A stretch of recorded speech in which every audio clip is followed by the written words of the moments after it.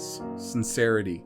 This is always key in whether or not we can trust an author. And I am going to tell you sincerely, I have very few books that have to do with anything of importance: history, language, geography, culture, politics, happenings of all of those things, and especially the Bible and anything related to that I would call trustworthy. Books that you can read in a relaxed state of mind, in the sense that you don't constantly have to try to distill these and spot bad arguments, whether they be deliberate or not. It's sad, but that really is the state of literature and epistemology today. Not only letters, but even entire verses are missing. The fact that the Machtemes lectiones were used in the scroll of Isaiah indicates clearly that this scroll could not have been written in the pre-Christian period, since the Machtemes lectiones were introduced in the biblical books by the authority of R. Akiba, who lived in the 2nd century of our era. Let me take a quick moment to just clarify Machtemes lectiones. So, Latin term, and essentially it's a Latin term translating as mother of language. And so that you can understand what the issue is, and this is an issue that I encounter on a linguistic level when I'm dealing with what did the original language really say before the Masorah and all the Nikud and all that. The popular story is essentially that all of the manuscripts that we know of in Hebrew, if they haven't directly had the Masorah applied to them. So the Masorah consists of a lot of different things. It consists of breaks for verses and chapters. These breaks can be very subtle or they can be very deliberate. There are pericopes, which are sections meant to be read on like certain days of the year. Those are oftentimes applied. There are cantillations for singing. There are, of course, the nikudot, which are all of those dots and dashes that are supposed to aid in pronunciation. But what they do, in fact, is typically they aid in lexicography. And sometimes the concordance makers, the lexicon makers, and the translators, even after this, further parsed out even some of the words that were kept the same with the Nikud, and sometimes they put back together some of the words that were not, because this is something, in my opinion, that happened over a very short period of time, probably in the century that we call the 1800s. And then it was only solidified in the early 1900s.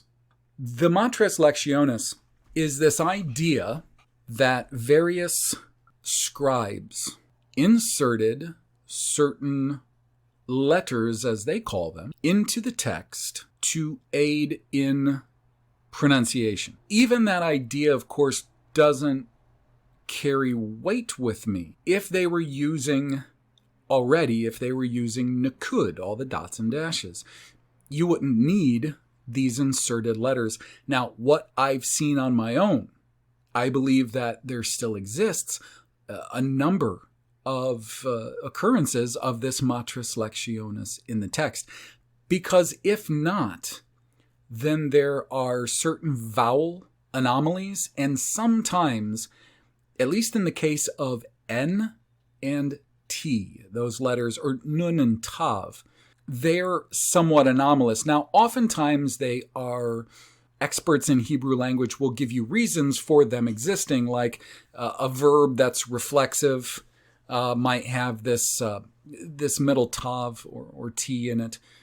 But more often than not, there isn't explanations for the insertions of the vav or u and the yod or y. All my arguments, which I based on unimpeachable proofs, were ignored and remain unrefuted. The reason for this, we may assume, is that the silence was an easy way out. In this volume, I point out two things.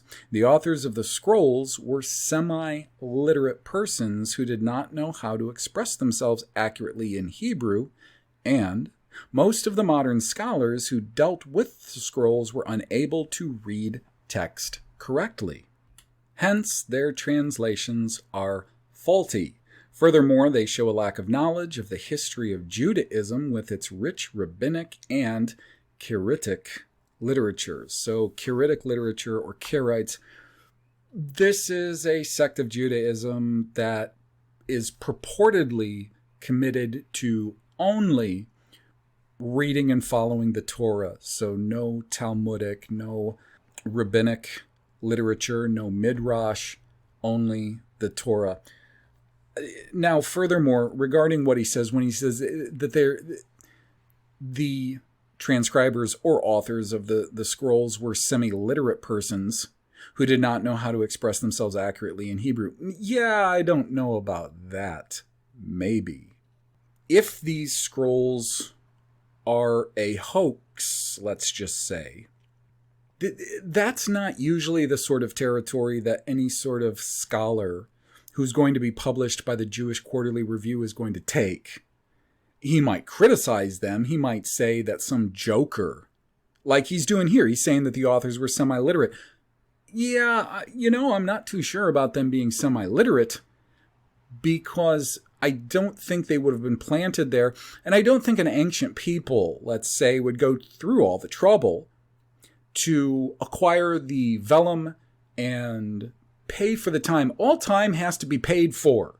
Now, it may not be paid for in the way that we have to pay for time and effort and products today, but nothing is free. Energy is not free. Things are not free. When people try to make the argument, well, energy should be free. I mean, the air we breathe is free. I mean, water falls downhill for free. Well, not exactly. And here's the thing. It is not free to think up and create machines and techniques to harness energy. It is not free to put the kind of time. Maybe an apple tree grows for free. But if you want the best apples, and you don't want them eaten by worms and insects and other things, and you don't want them to get little diseases that make them very unpleasant, someone has to care for that apple tree. That time that they put in is not free. Please understand that. So when anybody comes along and says, I need to be compensated for the valuable time or valuable things that I've done, that is that person just being realistic. It is not them being some kind of a selfish person or a ghoul. It's just common sense. Somebody who thinks that everything should be free or every good thing should be free hasn't thought the whole thing through, or they're trying to perpetrate a con.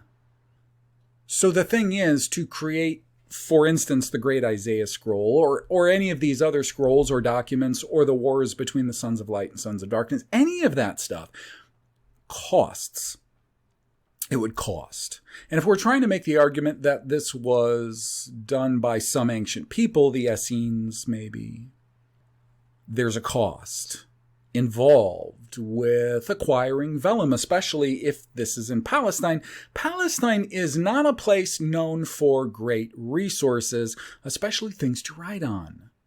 Whether you're going to do it on papyri or vellum or some type of pulp or paper stock, it doesn't really matter.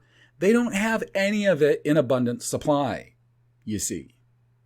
So if we're going to imagine they lived there, and I guarantee you Solomon Zeitlin's going to imagine they did, they would have to pay premiums for any of these writing materials. And a lot of the Dead Sea Scrolls were vellum. So it's an animal skin of some sort. You have parchment, you have vellum, you have papyrus. These are different types of, and then your codexes might be on parchment, it might be different pulps, different writing materials, all of them not plentiful in Palestine. Expensive. And I don't know what sort of resources they would be controlling down there by the Dead Sea. What minerals? Are they bottling minerals?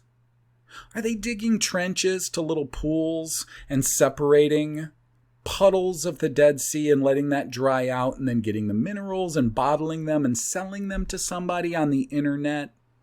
Was that what the Essenes were doing? To make money in order to buy these materials to write on? And how about ink? Where were they getting the raw materials to make their inks? Or where were they buying their inks, their quills, their writing materials? The things to make furniture, because typically when you write, you want to do it on furniture. You don't want to try to write on your leg. You don't want to try to write on your Essene buddy's back. Cost, cost, cost. So, if these were really Essenes and they were really writing really real stuff a couple of thousand years ago, they would be investing quite a bit in order to make these complete manuscripts. And then to have foresight, do you know a number of these actually were also discovered with copper scrolls? Anyways, besides all of the expense of writing or just transmitting all of these texts, storage. They figured they'd have to store it. And who knows how long they would have stored it while they were hanging out before they suddenly disappeared. And I guess they disappeared in such a hurry that they couldn't take those things with them. And whoever made them disappear, did somebody make them disappear? They didn't think to search around where they were living and everything and find everything they may have had and confiscated it. Either which way, it would have been expensive to produce. And you don't tend to put idiots on the job when you're investing like that and you're serious, like the Essenes are supposed to be very serious about these things. You don't put an idiot on the job. You don't put somebody on the job who might be a bit illiterate. So we have a problem with that. If we want to believe these were Essenes or anyone else living around the Dead Sea, God, what a terrible place. Like one of the worst places you'd want to live, in a cave around the Dead Sea, or even near. Why you would think to store things there, you'd have to be... That was the guy who was probably stupid, not who was actually penning the scrolls. So that's option one, and that doesn't really wash. Option two is that these are entirely forged or fabricated, not forged, fabricated documents. Entirely fabricated documents. And if they were entirely fabricated documents, there is a whole process that document fabricators have to go through in order to make any of these given documents, no matter what they're on, are they on parchment, papyri, vellum, whatever, to make them look and seem old, to use certain types of inks and then other methods afterwards to give them that appearance of age, and then to store them, and then to get some shepherd boy in the right place at the right time, which I don't think this kid who was supposed to be there was ever there. It was just a story.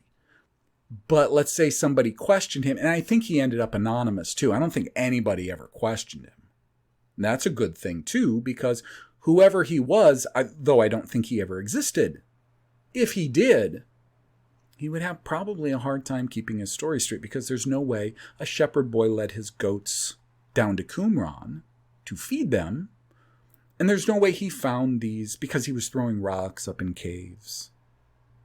Okay? So the second option is that they were total fabrications. And that being the case, whoever is setting up this entire fabrication is not going to have an idiot doing the writing.